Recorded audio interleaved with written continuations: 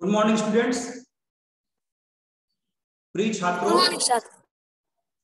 आज की साइंस की क्लास में हम लोग पढ़ने जा रहे हैं साइंस का चैप्टर 16, जिसका नाम है कचरा संग्रहण एवं निपटान। तो आज की क्लास में हम लोग बात करेंगे बच्चों एक बड़ी समस्या है।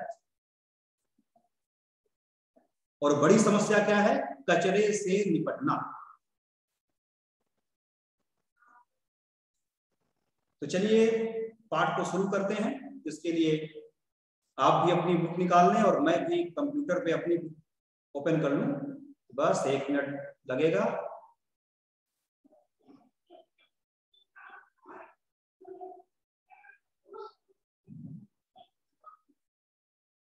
इसके पश्चात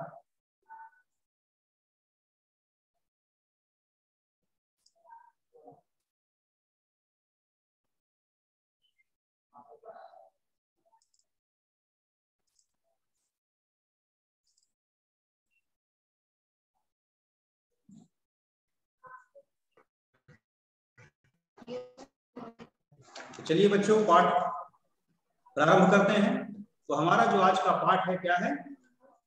कचरा संग्रहण एवं निपटान।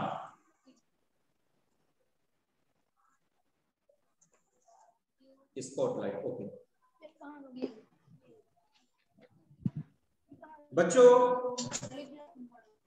यदि आप सुबह सुबह अपने शहर या गांव में टहलने के लिए निकल जाएं, तो आप देखते हैं कि सफाई कर्मचारी जगह जगह सड़कों का या सार्वजनिक स्थलों का कूड़ा कचरा साफ कर रहे हैं और उसको एक जगह एकत्रित कर रहे हैं। इस तरह का दृश्य सुबह सुबह आपको दिखाई देती है और आप स्वयं देखकर यह जान सकते हैं कि कूड़ा कचरा हम लोगों के द्वारा फैलाया जाता है। तो बच्चों, हमारे घरों से हो या विद्यालय से हो या ऑफिस से हो, प्रतिदिन कचरे की बहुत अधिक मात्रा निकलती है। हम लोग सब्जी लेने बाजार जाते या फिर किराने का सामान लेने जब बाजार जाते हैं तो बहुत सारी चीजें हमें पैकेट बंद मिलती हैं। पहले से पन्नी में पैक हुई, पॉलीथीन में पैक हुई चीजें मिलती हैं। चाहे तेल की बात करें या बिस्किट या की बात करें या शक्कर वगैरह भी खरीदना है तो सब किसको मिलता है?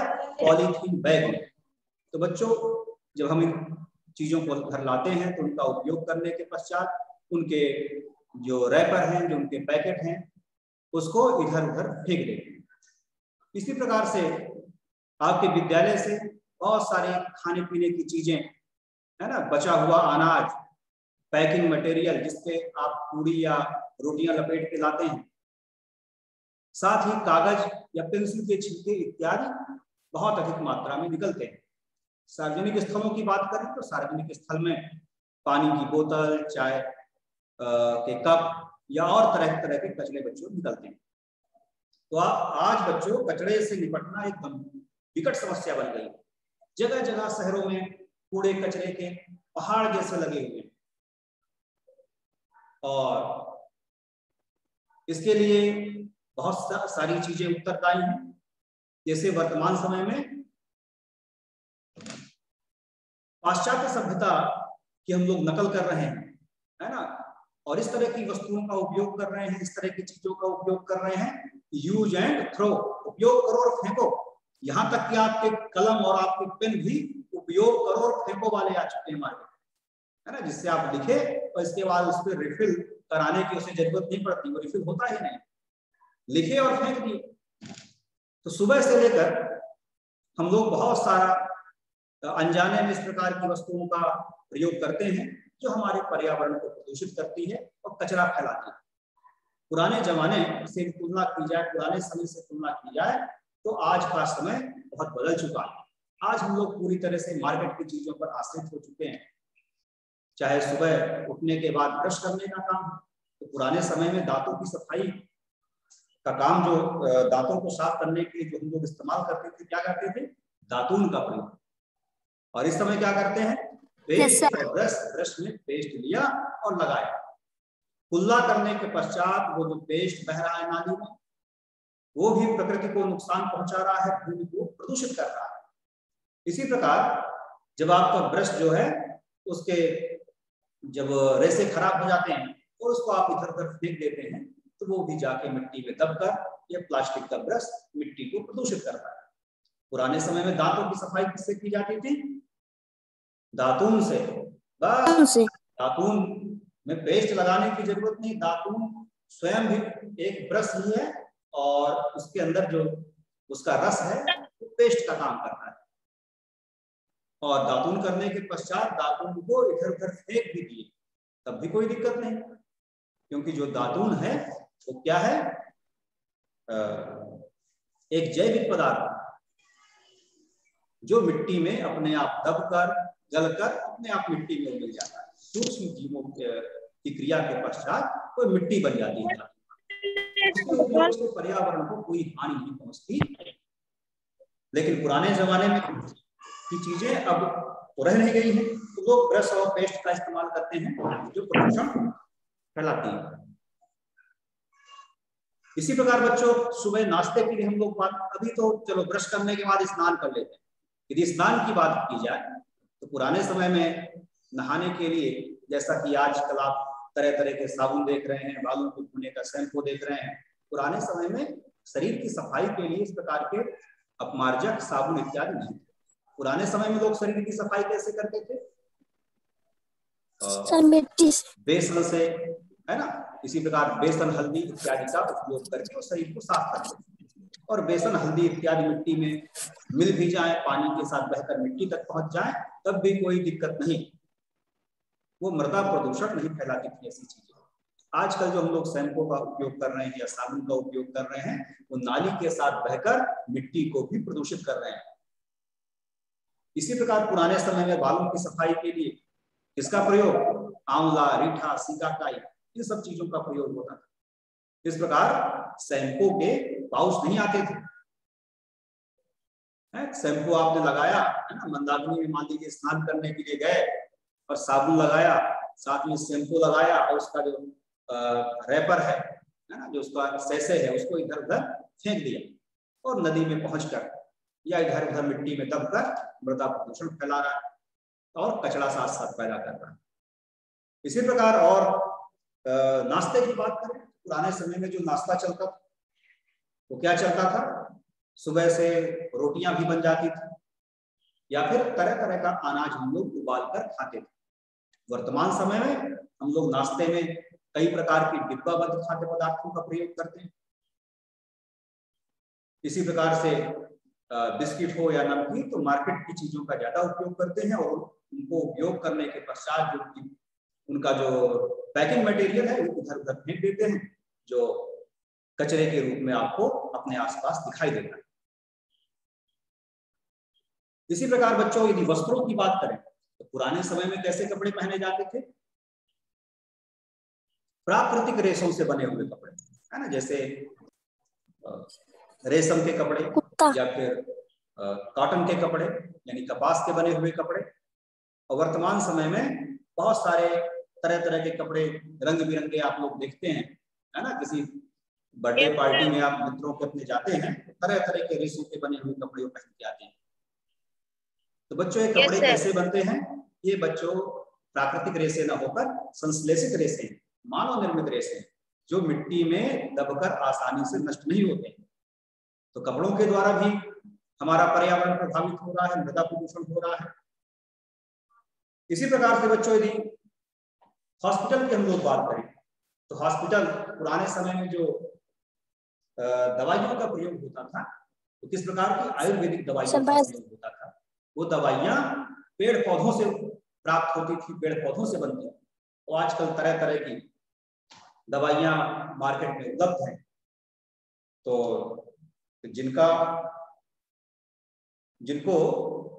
फेंकने के पश्चात, इधर उधर फेंकने के पश्चात प्रदूषण उत्पन्न करती है।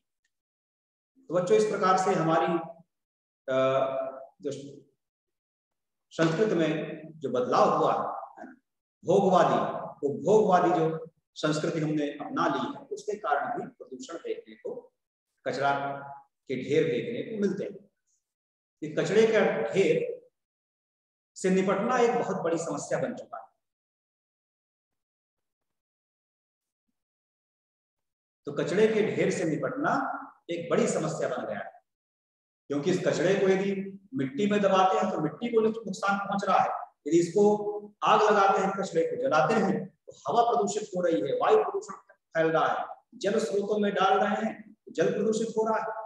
पानी में रहने वाले जो भी सजीव हैं, चाहे पेड़ पौधों की बात करें, वहां की वनस्पतियों की बात करें, या फिर वहां रहने वाले जीव जंतुओं की बात करें, क्योंकि पानी में समुद्र में डालते हैं तो वो प्रभावित हो रहे हैं। और कचड़े का ढेर जो है बच्चों किस प्रकार से हमारे पर्यावरण को प्रभावित कर रहा है, एक तो वह दुर्गंध फैला रहा है और उसकी दुर्गंध से आपको सिर दर्द भी हो सकता है, उल्टी भी आ सकती है, और साथ में उसमें बीमारी फैलाने वाले रोगाणु पनप रहे हैं।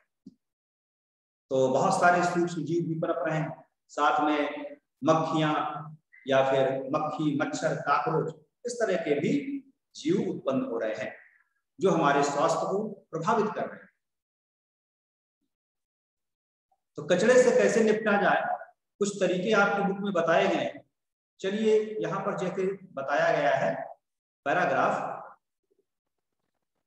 16.1 में, यहाँ पर आप देख रहे होंगे,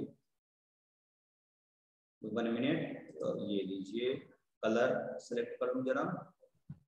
यस सर। तो हम लोग इस पैराग्राफ को समझ रहे हैं सर। कुछ बच्चे भी इस पेज पे लाइन खींच देते हैं कभी कभी, तो चलिए उसका भी इलाज कर दिया जाए पहले, और नहीं फिर पेज ये गंदा दिखने लगता है। ये लीजिए, यहाँ से पहले मैं बंद कर दूं। तो कचरे से निपटने के कई तरीके बच्चों हैं। एक तरीका यहाँ चित्र में आप देख रहे हैं, एक जेसीबी मशीन है ना, आपको दिखाई दे रही होगी। Yes sir. तो इस तरीके से कैसे कचरे से निपटा जाता है, इस तरीके में क्या करते हैं बच्चों, शहर का कचरा जो है सब जगह से इकट्ठा करके कचरे की गाड़ियों में भरकर उसको शहर से दूर ले जाते हैं, और वहां क्या करते हैं, जो कचरे की गाड़ी है वो कचरे को किसी मैदान में गिरा देती है, और इसके लिए ऐसी जमीन का इस्तेमाल किया जाता है जो खेती लायक जमीन न हो, उपयोगी जमीन न हो। तो किसी शासकीय जमीन में उस कचरा गाड़ी कचरे को फेंक आती है। इसके बाद जेसीबी मशीन जाती है, तो क्या करती है, उस कचरे को फैला देती है चारों तरफ। फैलाने के पश्चात उसको मिट्टी से ढक देती है। इसी प्रकार यही प्रक्रिया अगले दिन की जाती है, फिर उसके ऊपर कचरा डाला जाता है, फिर मिट्टी से ढक दिया जाता है। इस तरह कचरे की कई परत वहां पर जमा हो जाती है, और कुछ समय के पश्चात क्या होता है कि यह कचरा मिट्टी में दबकर सड़कर फिर से मिट्टी बन जाता है। लेकिन आजकल बच्चों इस तरह की चीजों का इस्तेमाल हो गया है कि यदि जैविक कचरा है तो आसानी से नष्ट हो जाएगा, लेकिन ये अजैविक कचरा है वो आसानी से नष्ट नहीं होगा। यहाँ यह बात भी समझ लें कि कचरा दो प्रकार का, एक जैविक कचरा और एक अजैविक कचरा। जैविक कचरा कौन है, जो जिंदा चीजों से हमें मिले वो जैविक कचरा। तो जिंदा चीज क्या है, सजीव क्या है, पेड़ पौधे। तो जो पेड़ पौधों के द्वारा कचरा निकलता है, चाहे खेती के कामों के द्वारा निकला हो कचरा हो, है ना, अनाजों की छिलके हो, है ना, भूसा इत्यादि हो, या फिर पेड़ पौधों की पत्तियां हो, और फल इत्यादि के छिलके हों, सब्जियों के छिलके हों, क्योंकि ये सजीवों से हमें प्राप्त हुआ है, तो ये कैसा कचरा कहलाएगा, जैविक कचरा। इसी प्रकार जानवरों का मलमूत्र हो, गाय का गोबर हो, या अन्य जीव जंतुओं का मलमूत्र हो, ये सब जैविक कचरे की श्रेणी में आता है। अजैविक कचरा किसे कहते हैं, जो निर्जीवों से निकलता हो। अजैविक कचरा कौन सा हो सकता है, पत्थर है, इसी प्रकार से कांच है आपका, धातुओं के टुकड़े हो गए, पॉलीथीन हो गई, ये अजैविक कचरा है। तो अजैविक कचरा आसानी से नष्ट नहीं होता, इसको नष्ट होने में कई वर्ष लग जाते हैं। यदि आप कुछ प्रयोग करना चाहें, जानना चाहें कि भाई जैविक कचरा पहले नष्ट होता है कि अजैविक कचरा, तो आप अपने आसपास भी 2 गड्ढे खोद सकते हैं। 2-4 गड्ढे खोद लीजिए, और एक गड्ढे में घर का बचा हुआ अनाज डाल दीजिए, दूसरे गड्ढे में सब्जियों के, फलों के, केले, सेब इत्यादि के छिलके डाल दीजिए, और एक गड्ढे में क्या करेंगे, कागज डाल देंगे, और एक गड्ढे में पॉलीथीन डाल दें, एक में प्लास्टिक डाल दें, एक गड्ढे में कांच की बोतलें या धातु के टुकड़े डाल दें। इस तरह करके यदि हम गड्ढों को भरते हैं और ऊपर से मिट्टी से उन्हें ढक दें, और कुछ महीनों के पश्चात उन गड्ढों को खोल के देखें तो हम पाते हैं कि जिस गड्ढे में हमने बचा हुआ अनाज डाला था, अनाज गायब हो चुका। जिस गड्ढे में कागज डाला था, क्योंकि कागज भी पेड़ पौधों से बना हुआ है बच्चों, तो कागज भी गायब। इसी प्रकार से फलों सब्जियों के छिलके भी मिट्टी बन चुके हैं।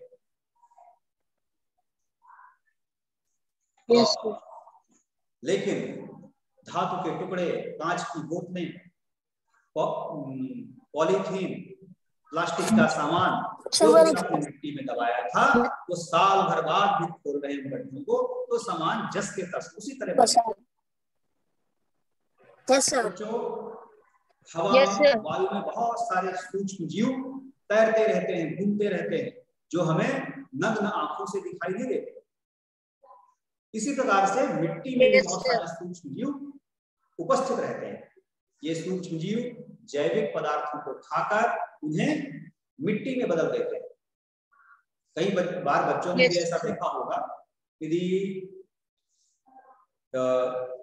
आपके खेत में या किसी मैदान में गाय ने अपना गोबर कर दिया, तो आप देखेंगे गोबर 2-4 दिन में मिट्टी बन गया। तो कुछ सूक्ष्म, क्योंकि वो जैविक पदार्थ है, उसे मिट्टी में बदल देते हैं। लेकिन यदि प्लास्टिक और पॉलीथीन मिट्टी में दब गए या पड़े हैं, तो जस के तस पड़े रह जाएंगे, प्रदूषण फैलाएंगे। तो एक तरीका बच्चों हम लोगों ने यहां से जाना कि इस प्रकार से हम कचरे से निपट सकते हैं। थोड़ा सा एक स्पेस, कोई आगे क्यों नहीं मूव कर रहा भाई? 1 मिनट नेट।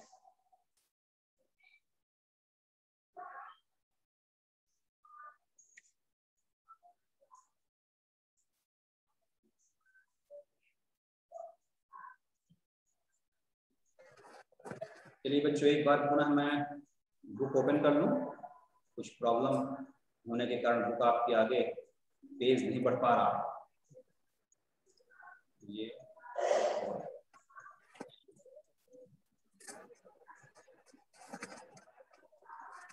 Lesson 16 okay.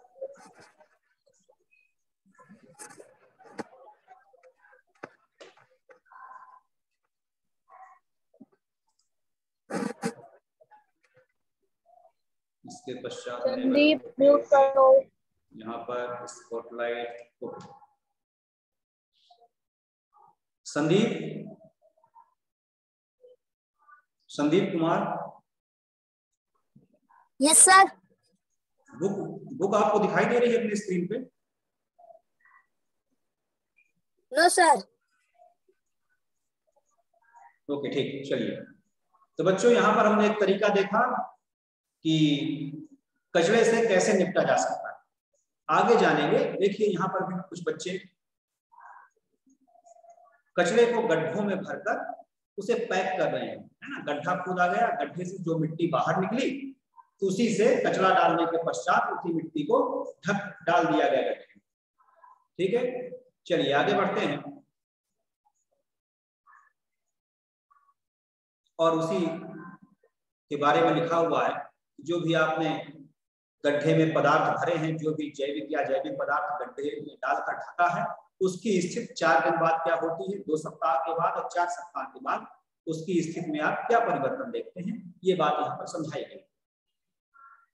बच्चों, दूसरा तरीका यहाँ पर दिखाया गया है कचरे से निपटने का, जलाकर। लेकिन आप टेलीविजन या न्यूज़पेपर के माध्यम से जानते हैं कि किस प्रकार से दिल्ली में कचरे को जलाने से, कृषि वाले कचरे को जलाने से किस प्रकार से दिल्ली की वायु प्रदूषित होती है। तो बच्चों, कचरे को जलाकर नष्ट करना ये उसकी समस्या से निपटने का सही उपाय नहीं, क्योंकि जलाने के पश्चात बहुत सारा धुआं उत्पन्न होगा, बहुत सारी जहरीली गैसें आपके वातावरण में सम्मिलित हो जाएंगी। Yes sir. चलिए आगे बढ़ते हैं। Vermi composting. तो बच्चों वर्मी कंपोस्टिंग क्या है? ये बच्चों एक खाद बनाने का तरीका है। वर्मी कंपोस्ट के माध्यम से हम केचुए की खाद, केचुए के द्वारा खाद कैसे तैयार करते हैं, ये यहाँ पर इस पैराग्राफ में हम लोग सीखेंगे। तो बच्चों केचुए की खाद तैयार करने के लिए क्या करना पड़ता है?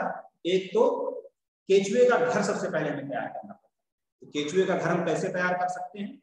एक बड़ा सा गड्ढा चौकोर खोदते हैं। गड्ढा खोदने के पश्चात क्या करते हैं? उसमें जो भी जैविक पदार्थ, जैविक पदार्थ से तात्पर्य जो जीव जंतुओं के क्रियाकलापों के पश्चात जो भी चीजें निकलती हैं, उन चीजों को हम गड्ढे में डाल देते हैं। साथ ही पेड़ पौधों की पत्तियां, खरपतवार इत्यादि गड्ढे में भरने के पश्चात हम क्या करेंगे? ऐसे स्थान की मिट्टी लाएंगे जिसमें केचुए शामिल हो, इसमें केचुए मिले हों। तो वहां से कुछ ऐसी इस प्रकार की मिट्टी लाते हैं, या फिर कहीं पर खाद केचुए वाली बन रही हो तो उस खाद को ले आते हैं और इसके पश्चात उस खाद को गड्ढे में डालते हैं। इसके बाद पुनः क्या करते हैं?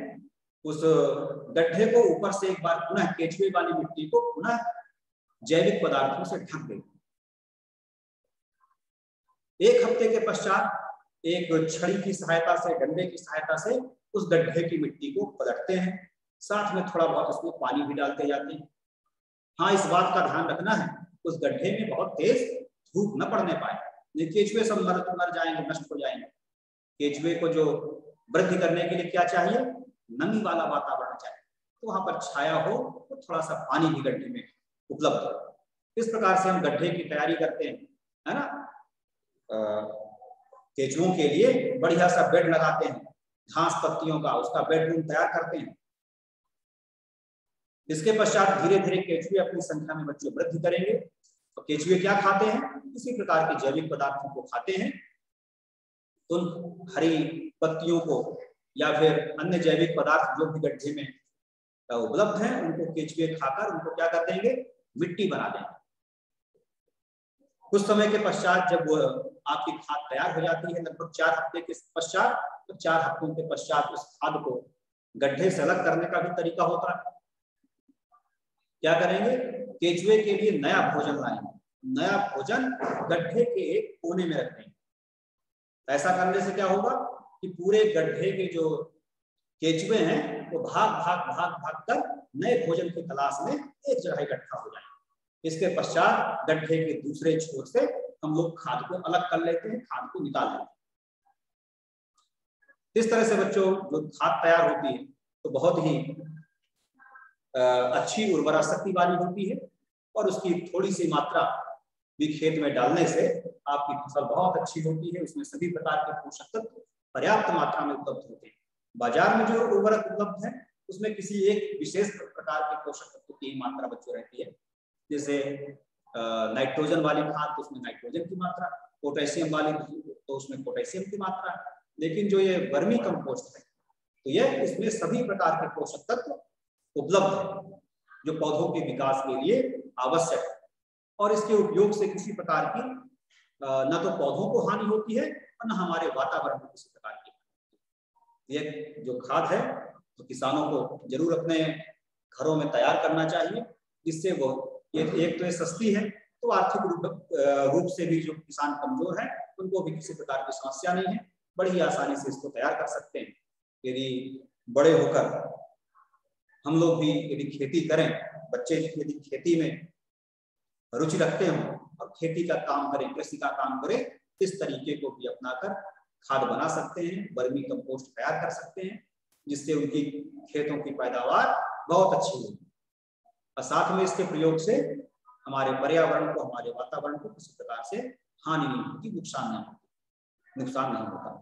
तो चलिए आगे बढ़ते हैं।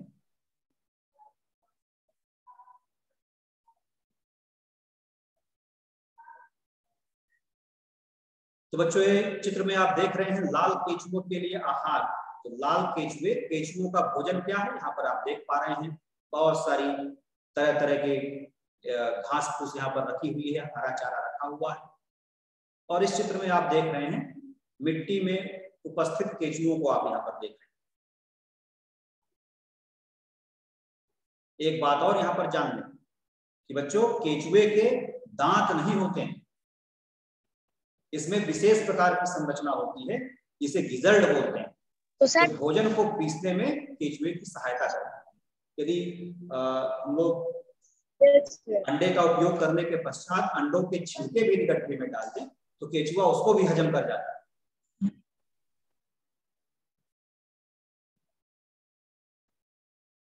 चलिए आगे बढ़ते हैं। सोचिए और फिर फेंकिए। सोचिए और फिर फेंकिए। किसी चीज को फेंकने से पहले हमें सोचना कि इसका दोबारा क्या इस्तेमाल हो सकता है ना। गर्मी का सीजन चला गया मान लीजिए, और गर्मी के मौसम में आपने मटके कुछ खरीद लिए थे पानी के लिए। अब बारिश का मौसम आ गया, ठंडी का मौसम आ गया, अब मटके का पानी नहीं पीना है, तो ऐसा नहीं कि आप मटके को फेंक, तो फेंकने से पहले हमें सोचना है इसका और क्या इस्तेमाल हो सकता है। इसमें गमले लगाए जा सकते हैं और दूसरे तरीके से किस प्रकार हम इस मटके का इस्तेमाल कर सकते हैं। इसी प्रकार से जो भी बाजार से सामग्रियां आती हैं, पैकेट बंद खाद्य पदार्थ या अन्य प्रकार के पैकिंग मटेरियल जिसपे यूज होते हैं, तो उसको आप पुनः किस प्रकार से उपयोग कर सकते हैं, इस बात को विचार करने के पश्चात ही आपको उसे कचरे में फेंकना है। तो सोचिए एक बार, यदि आप थोड़ी थोड़ी करके कचरा इसी तरह फेंकते रहे तो जगह जगह कचरे का ढेर भी लग जाएगा।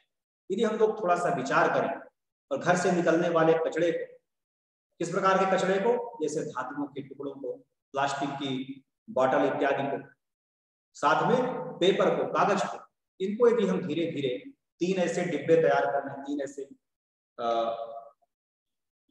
कार्टून तैयार कर लें, है ना, गत्ते के डिब्बे तैयार कर लें या फिर टीन इत्यादि के डिब्बे रख लें, और घर से निकलने वाले प्लास्टिक का सामान एक डिब्बे, एल्युमिनियम, लोहे इत्यादि के धातुओं के निकलने वाले टुकड़े दूसरे डिब्बे, और तीसरे डिब्बे में क्या करेंगे, कागज इत्यादि, न्यूज़पेपर, मैगजीन इत्यादि तीसरे डिब्बे में एकत्रित करते हैं।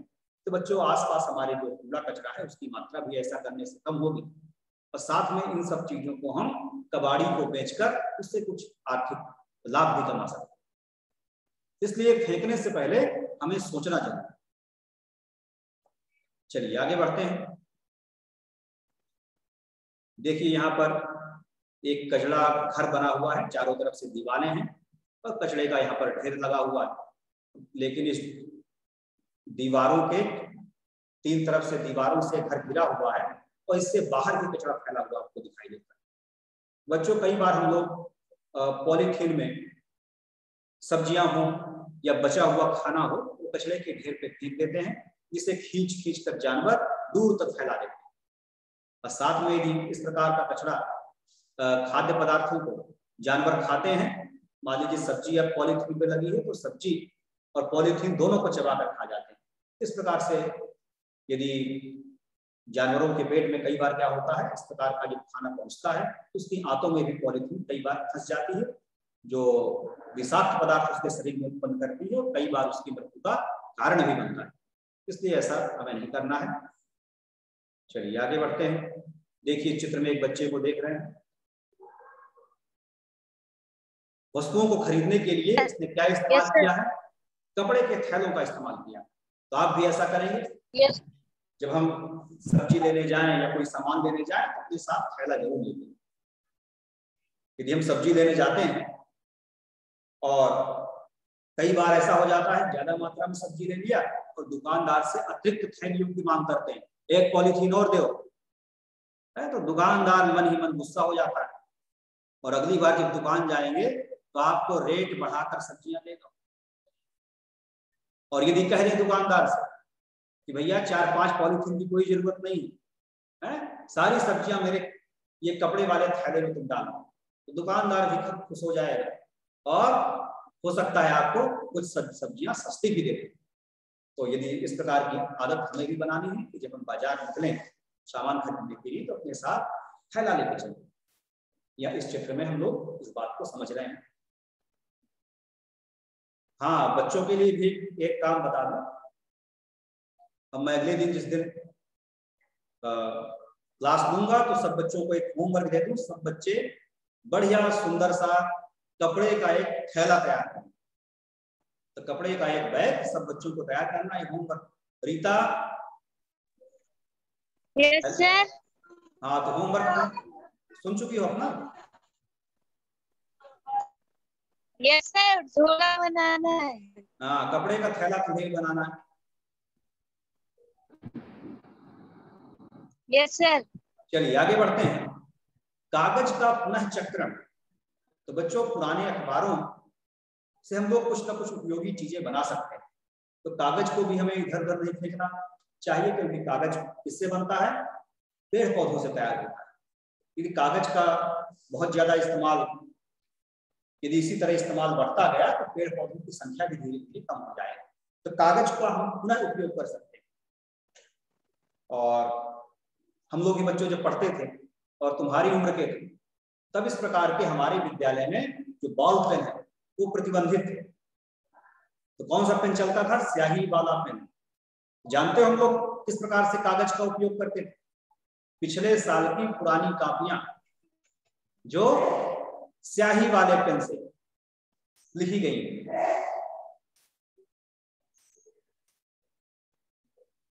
शायद कुछ प्रॉब्लम।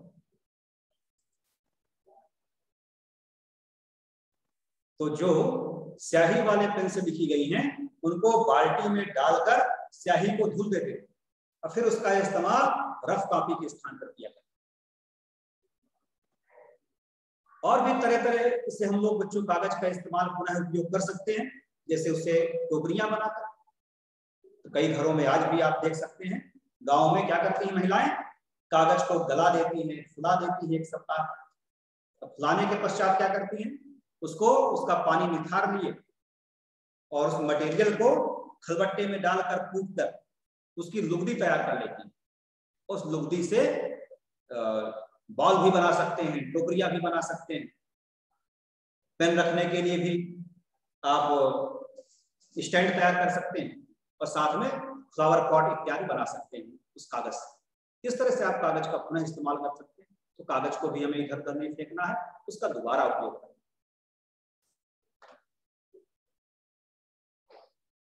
जिस तरह से बच्चों आज की क्लास में हम लोगों ने जाना कि कचरा किस प्रकार से उत्पन्न होता है, तो कचरे से किस प्रकार हम लोग निपट सकते हैं, कचरे की मात्रा किस प्रकार से हम लोग कम कर सकते हैं।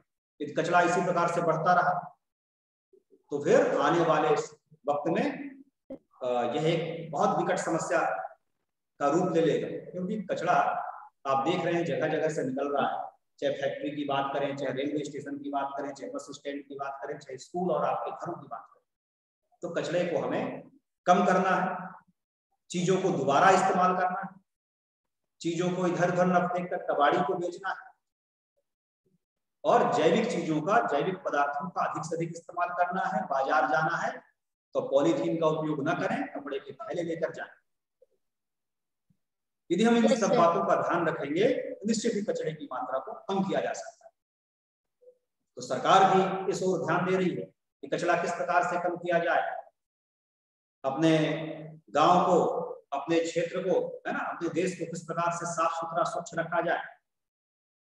तो सरकार भी प्रयास कर रही है और हम सबको प्रयास करना है, क्योंकि ये एक का काम नहीं है।